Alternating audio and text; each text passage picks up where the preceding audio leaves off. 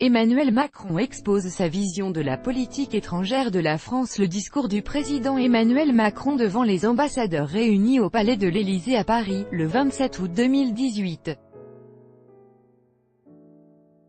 Reuters, Philippe Voyazeur-Poul. Emmanuel Macron a fait ce lundi matin sa rentrée diplomatique. C'était à l'occasion de la traditionnelle conférence des ambassadeurs qui a lieu chaque année à cette période de l'année. Le président s'est adressé aux représentants de la France à l'étranger pour mettre en cohérence les positions tricolores sur les grands dossiers géopolitiques. Les plus chauds ont bien évidemment été passés en revue, de la sécurité européenne au Brexit en passant par la Libye ou encore la Syrie. Un an après son premier discours aux ambassadeurs, Emmanuel Macron fait le constat de la montée des extrêmes et des nationalismes, notamment en Europe. Il fait aussi le constat de la crise du multilatéralisme en citant notamment les décisions de Donald Trump, sorties de l'accord de Paris sur le climat ou de l'accord du nucléaire iranien. Le partenaire avec lequel l'Europe avait bâti l'ordre multilatéral d'après-guerre semble tourner le dos à cette histoire commune. La France, chaque fois, a été la première et la plus claire dans son opposition à ces décisions, a déclaré Emmanuel Macron. Alors pour le chef de l'État, face à ces changements il faut renforcer l'Europe de la défense pour que la sécurité des Européens soit moins dépendante des États-Unis. Plus généralement, Emmanuel Macron veut travailler à une nouvelle organisation internationale.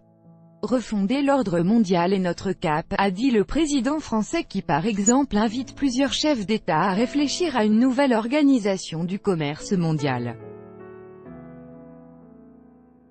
Ce sera le 11 novembre prochain en marge du premier forum de Paris sur la paix.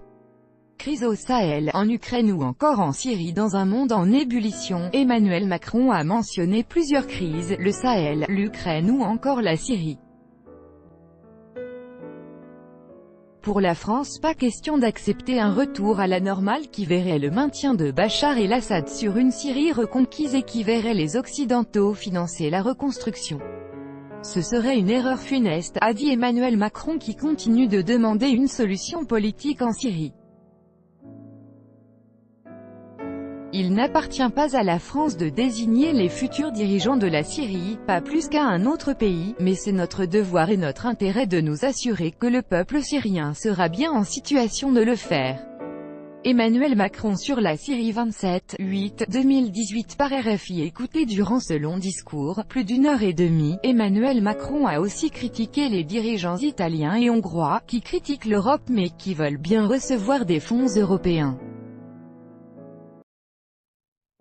Enfin, il a été question de l'Afrique qui est, d'abord notre allié, selon le président français et sans laquelle il ne pourrait y avoir de nouvelle organisation mondiale, sans laquelle il ne pourrait y avoir de protection des biens communs que le président français veut placer au cœur de son action internationale. Ces biens communs que sont l'environnement, les savoirs, la santé et l'économie numérique partout dans le monde, les identités profondes des peuples ont ressurgi avec leurs imaginaires historiques. C'est un fait. Ceux qui croyaient à l'avènement d'un peuple mondialisé protégé des morsures de l'histoire, se sont profondément trompés. Emmanuel Macron sur le retour des peuples et échec de la mondialisation 27/8/2018. Écoutez.